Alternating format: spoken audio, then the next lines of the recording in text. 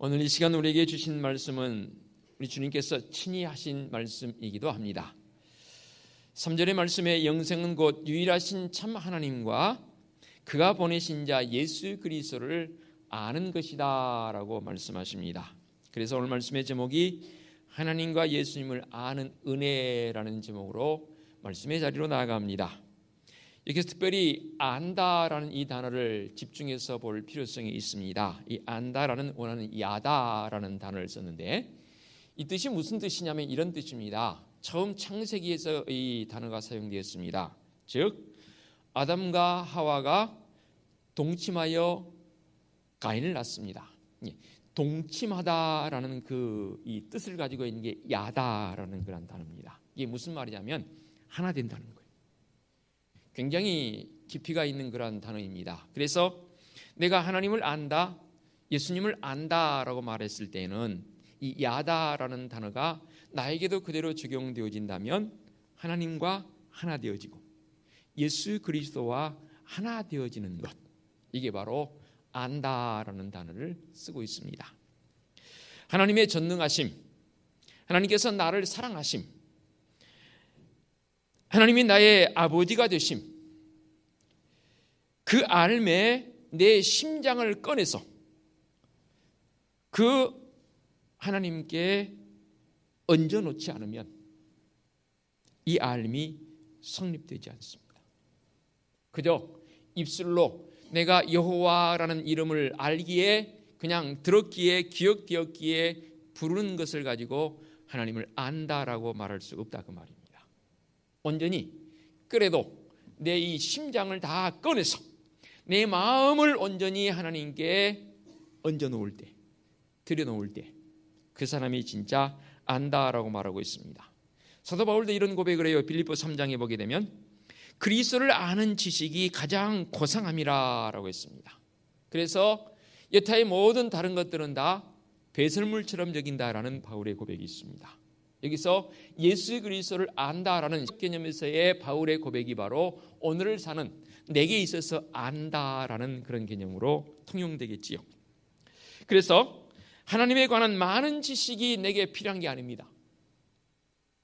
하나님 앞에 서 있는 자기 자신을 아는 것, 나는 누구인가에 대한 분명한 자기 정체성을 하나님 앞에서 어떻게 깨달아가는가, 그러기에 나의 나됨을 알기에 시인은 그렇게 고백을 했습니다. 시편 23편 여호와는 나의 목자시니, 여호와께서 나의 목자가 된다는 사실은 내가 그 하나님 앞에 철저하게 양이라는 사실입니다.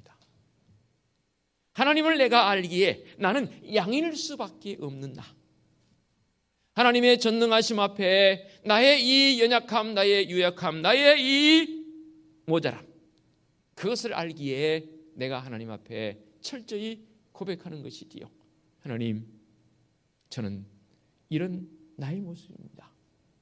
그럼에도 불구하고 내가 너를 사랑한다. 내가 너를 싫어버리지 아니하여 내가 너를 택하여 세웠나니 너는 내 아들이라, 너는 내 딸이라. 그 부르신 그 하나님의 부르심에 내가 응답하여서 하나님, 예, 제가 여기 있습니다라고 그렇게 하나님 앞에 온전히 내어놓는 것, 이게 바로 진짜 하나님을 아는 것이지요. 내 안에 예수 그리스도께서 계심으로 말미암아 매일의 삶을 어떻게 살아야 할 것인가, 어떻게 하면 계속해서 하나님의 은혜 안에 머물 수 있는 것인가, 우리가 영적인 생활의 의무로부터 벗어나게 되면 말씀을 보는 것이라든지 기도하는 것, 전도하는 것, 내 이 신앙생활을 하는 것 자체가 완전히 바뀌는 것이지요. 그렇습니다. 예수님께서 나를 통해 살아가실 수 있도록 나를 내어드리는 것, 이게 부자연스러운 것이 아니라 자연스러운 모습으로 바뀌는 것, 그게 바로 하나님을 아는 자의 이 땅에서의 삶이 되는 것이지요. 우리 구원의 주님이 되신 예수님은 이 세상에서 참으로 존재하는 가장 영적인 분이셨지 않습니까? 지금도 그러십니다. 그러나 우리 주님의 삶을 보게 되면 아주 자연스러우셨고 지극히도 존경받을 만한 삶을 살아 보여주셨습니다. 그렇습니다. 영적인 생활을 한다는 것은 중세 시대로 돌아가서 고리타분하게 수도원으로 들어가고 금욕하고 금식하고 자기를 채찍질로 치면서까지 자기를 절제하는 그런 게 여기서 영적인 삶이 아니란 말입니다. 이 영적이라는 것은 하나님을 바로 알고 예수 그리스도를 바로 아는 은혜가 있어야 그 사람은 진실로 영적인 삶이라 그 말입니다. 더러 여러분들 이런 표현 하시더라고요. 그 목사님은 영이 맑은 것 같아. 여러분 그런 표현 제게 더러 하시대요? 그 말은 제게 이렇게 들려요. 목사님도 영이 맑은 사람으로 사세요라고 저는 그런 소리로 들려서 저 그렇게 살아보도록 노력하겠습니다. 스스로가 그런 소리 들을 때는 제가 깨우칩니다. 목회자들 뿐이겠습니까? 사랑하는 성도들의 삶이 진짜 영이 맑아야 합니다. 영적인 삶이 과연 무엇이냐는 거죠. 영적인 삶을 살기 위한 지름길은 예수 그리스도께서 나를 통해 사시도록 나를 온전히 내어드리는 것이지요. 이것이 바로 복음 아닙니까? 그래서 우리를 위해 십자가에서 생명을 내어주셨습니다. 예수님께서 우리를 통해 우리 예수님 자신을 나타내 보이시려고 나를 주님께로 부르셨고 내 속에 좌정하셔서 나를 통해서 나를 장갑 삼아서 주님께서 살아 보이시기 위해서 그 놀라운 십자가의 은혜를 우리에게 주신 것 아니겠습니까? 교회에 나오는 사람들을 보게 되면 동기부여가 참 많습니다. 여러 가지이더라고요. 마지못해서 한 번쯤 나가 보여주는 경우도 있고요. 특히 남편 전도하는데 이게 가장 많이 작용을 해요. 여보 교회 한번 갑시다. 또 아내가 성화하니까 한번 나가봐 주는 거예요. 그냥 그런 기회를 통해서 신앙생활을 시작하게 되는 남편들이 제법 많아요. 또 친구의 권유에 의해서 의리를 상하지 않기 위해서 나오는 경우도 있고요. 또 그중에 어떤 분들은 제가 말씀드렸잖아요. 점을 치러 갔더니 그 점치는 점쟁이가 당신은 교회 안 나가면 죽어. 그렇게도 전도되어서 오더라니까요. 저는 직접 만나봤어요. 제가 전임할 때에 어느 분이 교회를 나왔는데 그분이 얼굴이 상기가 돼가지고 왔어요. 그러면서 제게 직접 그런 고백을 하더라고요. 전사님, 제가 점을 보러 갔는데요. 그 점쟁이들은 다 반말하잖아요. 당신이랑 너는 교회 안 나가면 죽어. 그 말이 자기의 이 심장에 꽂혔는데 진짜 안 나가면 죽을 것 같더래요. 그래서 제가 섬기는 교회에 찾아봤어요. 그런데요, 얼마나 신앙생활을 잘하는지 몰라요. 진짜로. 말씀을 성경 공부하는데 제가 그때 성경 통신과를 가르쳤거든요. 그 통신과에 참여해서 얼마나 열심히 배우는지 몰라요. 등등 여러 동기부여를 가지고 신앙생활을 시작하는 또 교회를 나오게 되는 그런 우리는 모습들을 보게 됩니다. 그러나 교회에서 많은 사람들이 성도의 삶을 산다고 하지만 대부분 의무감으로 살아가는 경우들이 많습니다. 왜냐하면 우리가 죄에서 해방되었다는 것을 잘 이해하지 못하기 때문에 예수 그리스도 안에 있는 우리에게 정죄함이 없다라고 했습니다. 로마서 8장에 그리스도 예수 안에 있는 자에게는 결코 정죄함이 있다 없다? 없나니. 이 정죄함을 우리에게서 제거해 주셨습니다. 그런데 우리는 정죄받을 수밖에 없는 존재였잖아요. 지난주 설교 한번 상기해 보시기 바랍니다. 자비와 은혜를 구분하라고 그랬죠. 자비는 뭐였어요? 벌써 잊으셨어요? 잊어야 제가 또 설교합니다. 자비는 받을 수 없는 것을 받는 게 자비라고 그랬잖아요. 은혜는 뭐였어요? 받을 자격이 없는데 받는다고 그랬잖아요. 그래서 교통경찰관 예를 들었잖아요. 제가 잘못해서 교통경찰관에 걸렸는데 죄송합니다. 한 번만 봐주세요. 하고 사정을 했더니 경찰관이 봐줬어요. 이게 자비예요. 은혜는 뭐냐? 그런 뒤돌아서서 가는 나를 향해서 경찰관이 불쌍해 보였던지 불러서 가다가 천천히 차를 한 잔 사먹고 가라고 오히려 돈을 주네요. 차값을 주면서 차 한 잔 사먹으라고 주는 그게 은혜인 거예요. 쉽게 설명드렸지요. 그겁니다. 은혜는 우리에게 동기부여를 합니다. 마땅히 죽을 수밖에 없는 정죄받을 수 없는 나를 향해서 예수 그리스도의 그 보혈의 피값으로 그 피값을 내게 주셨습니다. 교통경찰관이 돈을 주면서 가면서 쉬어서 가라고 커피값을 주는 그것 이상 그 감히 그것과 비교할 수 없는 그것으로 보혈의 공로를 내게 주셨습니다. 그게 바로 은혜입니다. 우리가 예수님과 함께 걸을 때 생명력 있게 살아가는 원동력이 바로 은혜이지 않겠습니까? 은혜의 삶은 에너지가 넘치고 하나님의 권능이 힘차게 흐르는 삶이 바로 은혜의 삶이지요. 흐느적거리고 힘없는 자의 모습이 결코 아니더라 그 말입니다. 은혜 받은 자의 삶을 모습 보니까 얼마나 그 눈동자가 초롱초롱한지 몰라요. 얼마나 그의 발걸음이 힘찬지 모릅니다. 왜냐하면 이 하나님의 힘이 우리에게 은혜로 다가오면 다이나믹, 즉 다이나마이트와 같은 힘이 내게 주어지기 때문입니다. 하나님 안에 거하는 것은 이런 폭발적인 힘을 우리에게 주신 줄로 믿습니다. 그러므로 은혜 받은 자가 사업하면 그 사업은 될까요, 안 될까요? 돼요. 은혜 받은 자들이, 은혜 받은 청년들이, 학생들이 나가서 공부하면 될까요, 안 될까요? 돼요. 사실 교회에서 봉사할 때 의무감이 많지요. 그러지 않나요? 봉사하지 않으면 왠지 좀 미안한 감도 들고 또 어떨 때는 심하게는 죄책감도 들어요.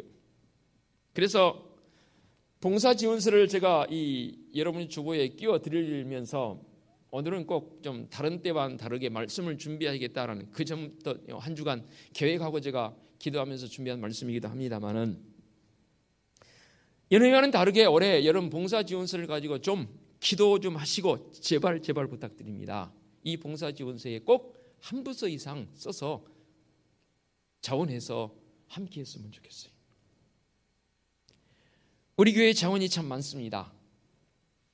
자원이 많다는 것은 그만큼 믿음의 성도들의 그 활동적 모습을 통해서 더 건강한 교회를 만들어갈 수 있는 요소가 된다 그 말입니다. 지금 봉사하고 계신 분들 참으로 감사드립니다. 봉사하고 계신 분들이라면 그 봉사가 미안한 감이 아니었으면 좋겠고 의무감이 아니었으면 좋겠습니다. 내 안에 은혜의 성령으로 임하시는 그 성령의 역사함을 통해서 자신감 있게 감사함으로 봉사할 수 있는 성도들의 모습이었으면 좋겠다 그 말입니다. 예배 참석은 어떻고요? 예배 참석하지 않으면 교회 목사님 보기에 미안하고 구역장님 보기에 미안하고 또 선교회에 참석하지 않으면 선교회장님 보기 미안해서 이리 피해 다니고 저리 피해 다니십니까? 왜 그래야 하는가 생각이 되어집니다. 우리가 예수 그리스도 안에서 나의 정체성을 제대로 확립하면 나는 사랑의 동기가 원인이 되어지고 죄책감이나 의무감에서 살았던 나의 모습 다 제하여지고 은혜로 사는 것은 거룩한 삶의 연장선이지 않습니까? 우리가 은혜 안에 있으면 법으로부터 자유로워지고 자연스럽게 말씀의 가르침을, 말씀의 그 명령되어지는 삶을 살고자 몸부림하는 성도들의 모습이 되는 줄로 믿습니다. 만일 말씀을 볼 때에 율법적 관점으로 접근해서 본다면 그 사람은 그 율법적 관점의 올무에 얽매여서 계속 정죄함, 죄책감만 가지고 말씀을 보더라고요. 그런데 말씀을 볼 때에 은혜의 관점에서 말씀을 보게 되면 어떻게 바뀐지 아십니까? 바로 하나님을 영원하게 하고 싶다는 생각이 저절로 들어요. 무슨 말씀입니까? 말씀을 읽고 하나님의 계명을 알게 될 때에 예수님께서 나를 통해 일하실 것을 느낍니다. 그리고 그게 기대되어집니다. 마음에 자연스럽게 믿음이 생겨서 하나님 앞에 순종자의 모습으로 나갑니다. 그래서 순종이 나의 기쁨이 됩니다. 여러분, 순종이 나의 기쁨이 되는 삶을 살고 계십니까? 한번 제가 책을 쓰고 싶어요. 교회에서 순종하라 하니까 그게 의무감적인 일에서 순종이 되어진다면 저는 그래요. 분명하게 구별하십시다. 그 순종 아닙니다. 순종을 빙자한 의무감인 거지요. 순종은 말 그대로 기쁨이 반드시 동반되어져야 합니다. 내가 주님 앞에 나와 섬기며 예배하며 여러 성도 지체들과 함께하는 모습이 정말로 여러분의 기쁨의 모습이냐 그 말이지요. 아이고 오늘 또 일부 예배 안 나가면은 목사님 교사 감당하는데 일부 예배 안 나왔다고 뭐라 그럴 것 같은데 혹시 그런 생각 드십니까? 빨리 그 생각을 없애야 합니다. 아니 그 환경을 만들지 말아야 합니다. 우리가 가지고 있는 사랑의 마음을 하나님께 자연스럽게 표현할 때에 우리는 하나님의 계명을 지키는 자가 되는 것이지요. 그것들이 우리에게 무겁게 매달려 나를 짓누르기 때문에 어쩔 수 없이 하는 것이라면 큰일입니다. 어쩔 수 없이 하는 것이 아니고 내가 하고 싶어서 순종되어지는 것, 나의 결단보다는 내 안에 성령님이 오셔서 나로 하여금 행하게 하는 것, 이게 바로 진정한 순종의 모습 아니겠습니까?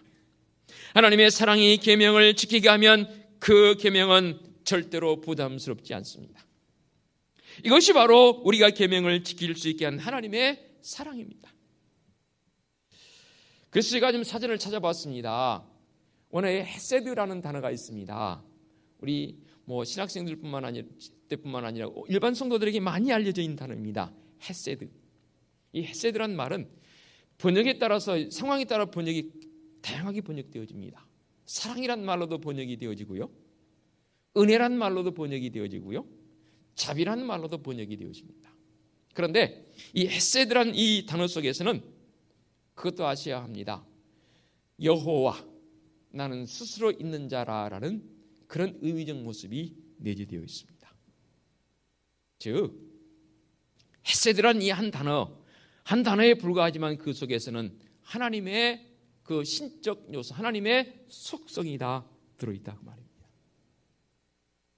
하나님의 형상을 닮아서 우리를 창조했다는 그 말 속에는 바로 이런 헤세드적 요소가 우리 속에도 내재되어 있다 그 말입니다. 그러므로 성령 하나님이 내 속에 들어오셔서 내 속에 내재되어 있는 이 헤세드 요소가 터치되어지고 건드려지게 되면 놀라운 사실은 하나님과 연결이 됩니다. 비로소 하나님을 아는 자가 되는 것이지요. 여러분, 하나님을 아는데 밖에 나가서 모르는 자의 모습으로 살아갈 수 있나요? 안 되더라고요, 저는요. 예를 들어서 제 아내 제가 잘 알잖아요. 적잖이 저는 40년 이상 알았으니까 알잖아요.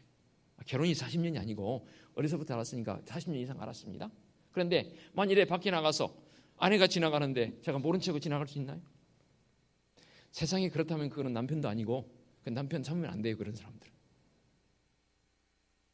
더 반가워요. 너무 좋아요. 여보 어디 가는 거야? 아이고 여기서 보니까 더 반갑네 하잖아요. 바로 하나님과의 나의 관계성입니다. 그렇다면 이제 예수 그리스도 안에 있는 그리스도의 삶을 살아가는 성도들의 실제적 삶에 대해서 몇 가지만 한 번 더 나눠보고 말씀 마무리하겠습니다. 먼저 말씀을 읽는 관점입니다. 조금 전에 말씀드렸잖아요. 율법적 관점에서 말씀을 읽느냐, 은혜의 관점에서 말씀을 읽느냐. 여러분은 어느 관점에서 말씀을 읽는지 이 시간 이 말씀을 통해서 한번 나를 진단해 보시기 바랍니다. 여러분 성경 왜 읽으세요? 읽으라니까? 영의 양식이니까? 좋아요. 그럴 수 있어요. 안 읽는 사람들은 더 큰일이지만 읽도록 해야 합니다.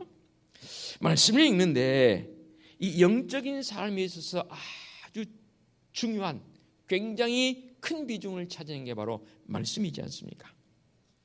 과거에 제가 제자 훈련할 때 우리 성도들에게 큐티 훈련을 시킨 적이 있습니다.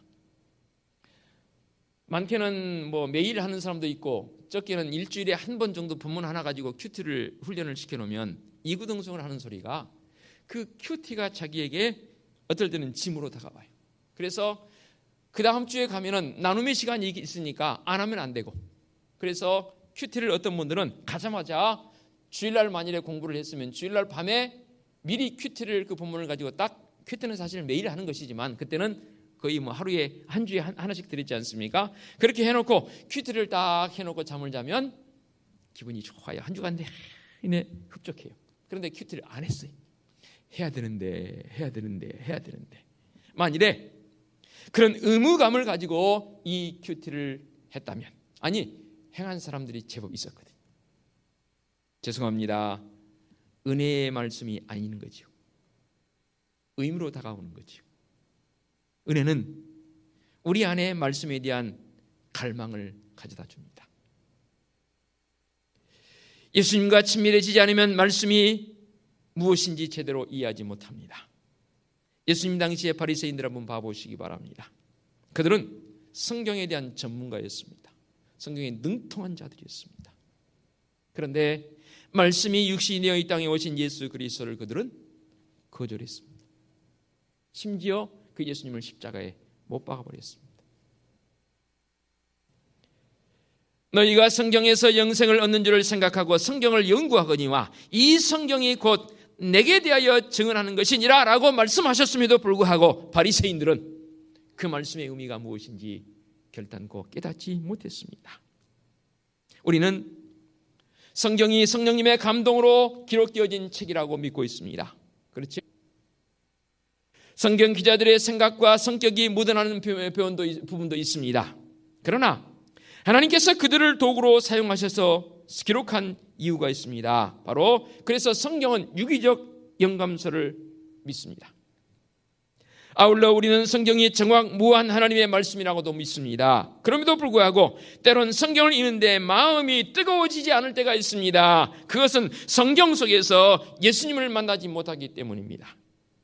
때로 우리는 성경을 보면서 이 성경에서 지시하는 어떤 것을 하려고 노력합니다. 그런데 성경은 그보다 더 많은 의미를 지니고 있습니다. 그래서 요즘은 제가 이런 성도들에게 큐티를 안 가르쳐요. 큐티를 하다 보니까 이게 이성은 발달하는데 뭔가를 큐티를 통해서 적용점을 찾아서 내가 그것을 하려고 부단히 노력하는 그 모습은 좋은데 죄송해요. 그것으로 인해서 내 영성이 제대로 개발이 안 돼요. 그래서 언젠가부터 여러분들에게 제가 큐티 강요하지 않잖아요. 큐티 안 가르치잖아요. 이성은 발달이 되는데 그 이성으로 인해서 영성이 잠식돼 버려요. 설교를 함에 있어서 말씀을 듣고 감성이 개발되어지고 이성이 개발돼서 설교를 듣는 순간은 뜨거운 것 같은데 예배당 문을 열거나 밖으로 나가면 언제 내가 그 설교 들었지라고 잊어버리는 이것, 그것과 다를 바 없다 그 말입니다. 지금은 좀 냉랭한 것 같아도 말씀이 내 속에 들어와서 내 영성을 건드려 놓을 때에 한 주간 내내 말씀이 기억되어져서 그 한마디의 말씀이 내 이 심장을 파고들어서 내가 그 말씀이 아니면 살 수 없는, 그것으로 인해서 내 삶에 역동성이 생기고 그것으로 말미암아 내 삶에 기쁨이 가져다주는 그것이라면 저는 충분히 그 사람은 영성이 있는 사람이라고 보여집니다. 왜 삶이 그렇게 우울해야 합니까? 왜 삶이 그렇게 지지도 우리는 부진한 모습으로 살아야 합니까? 죄송합니다. 영성 문제입니다. 성경에서 단순한 지식만을 얻기 위해서 말씀을 읽는다면 큰일입니다. 그래서 바울은 지적합니다. 지식은 단지 교만하게 만들 뿐이니라. 우리는 성경을 통해서 예수님을 더 친밀하게 알아가야 합니다. 그러기에 단순한 지식만 얻는 것은 충분하지 않습니다. 오늘 우리에게 주신 말씀 가운데 영생은 곧 유일하신 참 하나님과 그가 보내신 자 예수 그리스도를 아는 것이라고 분명하게 말씀하고 있습니다. 영생은 하나님과 예수 그리스도를 바로 아는 것을 말합니다. 아는 게 뭐라고요? 바로 하나 되어지는 겁니다. 내 마음은 온전히 그분께 드릴 때에 그것이 바로 하나 되어지는 것이지요. 성경을 바로 읽을 때 하나님께서 우리에게 말씀하시는 것을 경험하게 됩니다. 그것이 얼마나 우리에게 귀한지 모릅니다. 그래서 성경을 하나님의 사랑의 편지라고 말하잖아요. 여러분 연애 편지 써보셨습니까? 안 써보신 분들이 있다면 죄송하고요. 저는 참 편지를 많이 쓴 사람 중에 한 사람입니다. 뭐 수백 통 썼습니다. 연애 오래 했으니까요. 그런데 편지를 쓸 때도 설레지만 내가 편지를 썼을 때 상대방이 답장해서 편지가 왔을 때 그 편지를 받아드는 순간순간 저는 자신 있게 말할 수 있어요. 한 번도 설레지 않은 적이 없습니다. 그리고 그 편지를 개봉해서 읽는 순간순간 설렙니다. 내가 사랑하는 사람이 무슨 글을 썼을까? 설령 섭섭한 글이 그 편지 속에 들어있을지라도 속상하지 않아요. 오히려 걱정이 돼요. 왜 그랬을까? 왜 이런 염려를 하고 있을까? 내가 그렇게 했을까? 아니면 여러저런 여러 가지 환경 때문에 그렇게 됐을까? 등등. 그렇습니다. 말씀은 하나님의 사랑의 편지인 줄로 믿습니다. 여러분, 말씀을 읽는 것은 그렇고요. 그러면 기도는 어떻습니까? 여러분, 기도는 은혜의 관점에서 해야 합니다. 쉬지 말고 기도하라 말씀하시니까 여러분들은 어떤 관점으로 그 말씀을 이해하십니까? 광고 시간에 우리 피택자들 최소한 이 한 주간만큼이라도 기도합시다라고 제가 제안을 했습니다. 여러분이 생각하고 있는 기도의 관점은 무엇입니까? 늘 하나님 앞에 내가 기도자의 모습으로 선다는 것은 과연 무엇입니까? 기도의 주된 목표는요, 하나님의 뜻을 아는 게 아니더라고요. 기도의 주된 목적은 하나님을 아는 것이더라고요. 그런데 우리는 좀 기도의 관점을 잘못 포커스를 맞춰요. 하나님의 뜻이 무엇인지를 제게 말씀해 주세요. 하나님의 뜻이 어떤 것인지 제게 말씀해 주세요. 제가 행하겠습니다. 그것도 틀린 기도를 안 해요. 그러나 더 주된 목적은 기도를 통해서 하나님을 아는 거예요. 주님께서 말씀하셨잖아요. 우리 하나님께서 일을 이루시는 여호와, 일을 행하시는 여호와가 말씀하시되 너는 내게 부르짖으라. 그 부르짖은 말이 주여 주여라는 부르짖음도 있지만 너는 너희 마음속에 나를 늘 잊지 말고 묵상하라. 나를 아는 자 되어라. 그러면 너가 알지 못한 크고 비밀한 일을 나는 너를 통해서 이루어가기를 원한다. 근데 이상해요. 이걸 바꿔버려요. 내가 하나님의 뜻을 알아서 내가 그것을 하려고 그래요. 죄송합니다. 바른 기도 아닙니다. 내가 하나님을 제대로 알면, 하나님과 연합되어지면 하나님께서 나를 통해서 하세요. 이게 바로 영적인 사람입니다. 한 가지만 더 마무리하고 마무리하겠습니다. 우리의 삶에서 주어지는 삶의 형태적 모습은 과연 어떻습니까? 소위 말해서 신앙생활. 나의 신앙생활은 정말로 하나님을 아는 자의 모습으로 살아가고 있습니까? 이 은혜는 사실 절대적으로 하나님의 영역입니다. 그렇지만 나의 마음을 다 온전히 다 내놓을 때, 은혜를 아는 자의 모습으로 갈망하며 나아갈 때에 주님 내 속에 들어오셔서 성령 하나님 좌정하셔서 나를 이끌어 가실 줄로 믿습니다.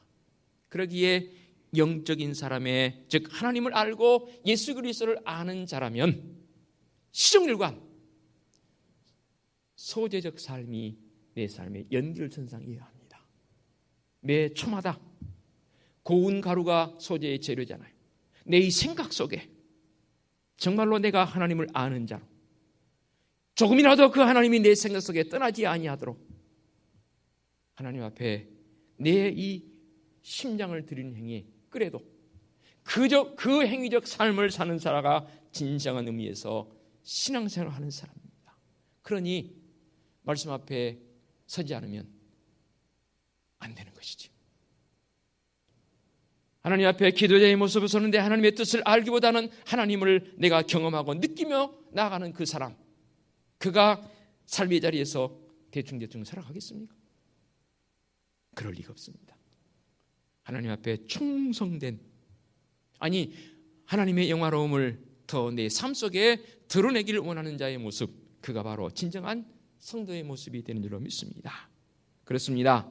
그 사람이 오늘 말씀의 제목처럼 하나님과 예수 그리스도를 아는 은혜로운 삶을 사는 성도의 모습이 되는 줄로 믿습니다. 기도하겠습니다.